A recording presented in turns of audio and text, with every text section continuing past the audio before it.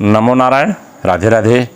श्रीमद् भगवद गीता के 6ठे अध्याय जो अभ्यास योग का विषय है, मैं भगवान अर्जुन से कहते हैं, अर्जुन तत्रैकाग्रम मनः कृत्वा यत् चित्तेन्द्रिय क्रियः उपविश्यासने युञ्जाद्योगमात्म विशुद्धये।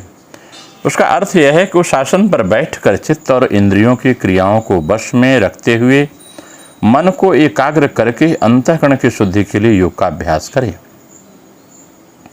योग का अभ्यास क्यों करें? क्योंकि मन की शुद्धि हो। सबको एकांत में, इंद्रियों को भी, चित्त को भी जीतना पड़ेगा। तत्रासने, वह आसन क्या है? जिस आसन पर क्रमशः कुश, मृगछाला और वस्त्र बिछाया हुआ है, उस बिछाए हुए आसन पर सिद्धासन, पद्मासन, सुखासन आदि जिस किसी आसन में सुखपूर्वक बैठ सकें, उस आसन से बैठ जाना चाहिए। आसन के विषय में ऐसी बात आई है कि जिस किसी आसन में बैठें उसी में लगातार 3 घंटे तक बैठे रहें। उतने समय का इधर उधर हिले डुले नहीं। ऐसा बैठने का अभ्यास सिद्ध होने से मन और प्राण स्वतः स्वाभाविक शांत यानी चंचल रहित हो जाते हैं। उसका कारण यह है कि मन की चंचलता शरीर को स्थिर नहीं होने देती और शरीर की चंचलता, क्रिया प्रवणता मन को स्थिर नहीं होने देती। इसलिए साध ध्यान के समय शरीर का स्थिर रहना बहुत ही आवश्यक कहा गया है। जितना शरीर स्थिर रहेगी उतना ही आनंद रहेगा। यत चित्तेन्द्रिय क्रियः, आसन पर बैठने के समय चित्त और इंद्रियों की क्रियाएं वश में रहनी चाहिए।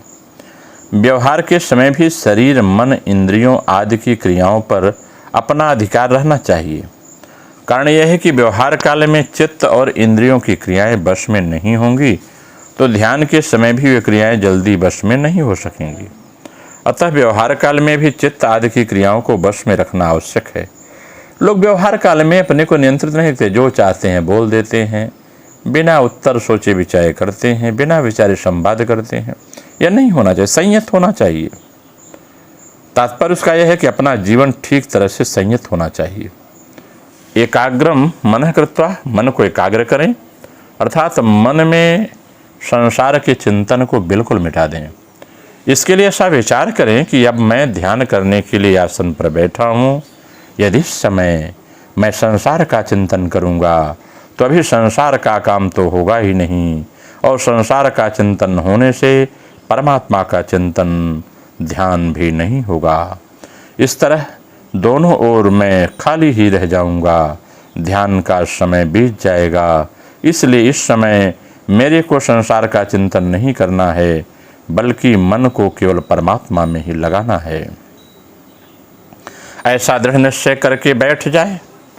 ऐसा दृढ़ निश्चय करने पर भी संसार की कोई बात याद आ जाए तो यही समझें कि चिंतन मेरा किया हुआ नहीं है, बल्कि अपने आप आया हुआ है। जो चिंतन अपने आप आता है उसको हम पकड़े नहीं, न तो उसका अनुमोदन करें न उसका विरोध ही करें। ऐसा करने पर वह चिंतन अपने आप निर्जीव होकर नष्ट हो जाएगा, अर्थात जैसे आया वैसे चला जाएगा। क्योंकि जो उत्पन्न होता है वह नष्ट होता ही है, यह नियम है। जैसे संसार में बहुत से अच्छे मंदे कार्य होते रहते हैं, पर उनके साथ हम अपना संबंध नहीं जोड़ते तो उनका हमारे ऊपर कोई प्रभाव नहीं पड़ता, कोई असर नहीं होता, अर्थात हमें उनका पाप पुण्य नहीं लगता। ऐसे ही अपने आप आने वाले चिंतन में के साथ साथ हम संबंध नहीं जोड़ेंगे तो उसके चिंतन का हमारे ऊपर कोई असर नहीं होता है। उसके साथ हमारा मन नहीं चिपकेगा, और जब मन नहीं चिपकेगा तो स्वतः एकाग्र शांत हो जाता है। आगे कहते हैं, अंतःकरण की शुद्धि के लिए ध्यान योग का अभ्यास करें। सांसारिक पदार्थ, भोग, मान, बड़ाई, आराम, यश, प्रतिष्ठा, सुख सुविधा आदि का उद्देश्य रखना, इनकी कामना रखना ही अंतःकरण की अशुद्धि है। और सांसारिक पदार्थ आदि की प्राप्ति का उद्देश्य कामना न रखकर केवल परमात्मा प्राप्ति का उद्देश्य रखना ही अंतःकरण की शुद्धि है। रिद्धि सिद्धि आदि की प्राप्ति के लिए और दूसरों को दिखाने के लिए भी योग का अभ्यास किया जा सकता है, पर उसके अंतःकरण की शुद्धि हो जाए ऐसी बात नहीं है। योग एक शक्ति है, जिसको सांसारिक भोगों की प्राप्ति में लगा दें तो भोग रिद्धियाँ, अगर इनको सांसारिक भोगों की प्राप्ति में लगा दें तो भोग, सिद्धियाँ, रिद्धियाँ प्राप्त हो जाएंगी, और परमात्मा की प्राप्ति में लगा दें तो परमात्मा की प्राप्ति में ये सहायक हो जाती हैं। अगर इस श्लोक की हम क्रिया योग के माध्यम से व्याख्या करें तो बात बहुत ही सहजता से स्पष्ट होती है। वह यह स्पष्ट होती है कि यदि हम आज्ञा चक्र में मन को लगा करके, जो आध्यात्मिक व्याख्या है, यदि आज्ञा चक्र में जो यहाँ है आज्ञा चक्र, सिरड़ी का जॉइंट जहाँ है, यहाँ ध्यान लगाकर मन को रखकर बिंदु का ध्यान करने से चित्त स्थिर हो जाता है। अवश्य ही यह सब करना पड़ेगा। प्राणायाम क्रिया के पश्चात खूब मन लगाकर प्राणायाम करने पर उसका विषय संस्मरण नहीं होगा। मन का डूबना उतराना कम हो जाने पर इंद्रियां स्वभावतः ही कुछ अंतर्मुखी होंगी। चित्त में जब वृत्ति स्फुरण कम हो जाता है तब मन एकाग्र होता है। संकल्प विकल्प रहित होकर मन जब एकाग्र होता है तब चित्त में वृत्तियां बिल्कुल नहीं उठती। चित्त की वृत्तियों के इस प्रकार निरोध होने पर समाधि प्राप्त होती है। चित्त की वृत्तियों का स्फुरण जितना क्षीण होता जाएगा चित्त उतना ही शुद्ध होगा। जब साधना नहीं कर रहे हैं तब समय भी उस विशेष रूप से ध्यान में रहना चाहिए। मन अधिक चंचल न होने पाए। विषय सुख यथार्थ सुख नहीं है, उससे मन में अनेक संताप उठते हैं। यह बात मन को बारंबार समझानी चाहिए। व्यक्ति को जो मन को नहीं समझा पाता है, मन की तरंगों से उड़ता है, वही असफल होता है जीवन में। जीव की विषय वासना ही स्थूल विषय के रूप में परिणत होती है। मन इंद्रियों के द्वारों से उन्हीं विषयों का अनुभव करता है। यह मन जो है इंद्रियों के द्वारों से विषय सुख का अनुभव करता है, परंतु प्राण के स्पंदन के बिना मन या इंद्रियां विषय ग्रहण नहीं हो सकता।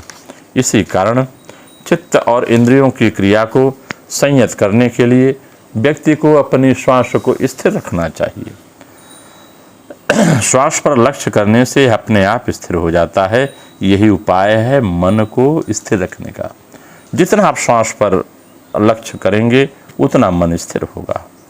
जीव के भीतर कृतत्व या भोक्तृत्व का अभिमान उत्पन्न होते ही प्राण आंदोलित हो जाता है।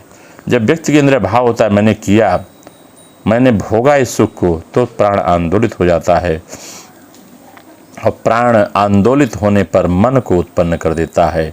अब मन को स्थिर करना हो तो सबसे पहले प्राण को स्थिर करना पड़ेगा। प्राण प्रकृति के आंदोलित होने पर ऐसा अनुभव होता है कि मानो स्वरूप सत्ता का ही आंदोलन हो रहा है।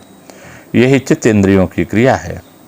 जब तक चित्त इंद्रियों की क्रिया है तब तक योग प्राप्ति संभव नहीं है। अतः प्राणायाम के अभ्यास के द्वारा प्राण के स्थिर होने पर चित्त और इंद्रियां भी स्थिर हो जाती हैं, उनकी क्रिया भी बंद हो जाती है।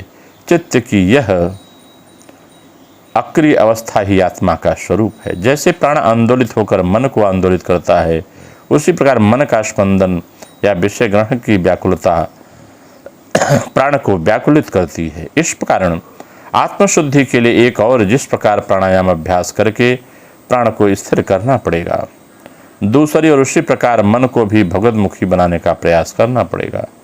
जब केवल ध्येय वस्तु ही मन में स्फुरित होती है तब मन एकाग्र होता है। यह एकाग्रता जितनी ही गंभीर होती जाएगी समाधि उतनी आसन्न होती जाएगी। अतः वाणी, मन और इंद्रियों के सामूहिक रूप से भगवान चिंतन में लगे। ऐसी चेष्टा यदि नहीं की गई तो उद्देश्य सफल होना एक बार में संभव नहीं होता है। इसका अभ्यास करना चाहिए। प्राण पर अभ्यास, श्वास पर जितना अभ्यास आप करते जाएंगे उतना ही मन स्थिर होगा और स्थिर मन से धीरे धीरे आत्मा का दर्शन हो जाता है। नमो नारायण। राधे राधे। आप सबका मंगल हो।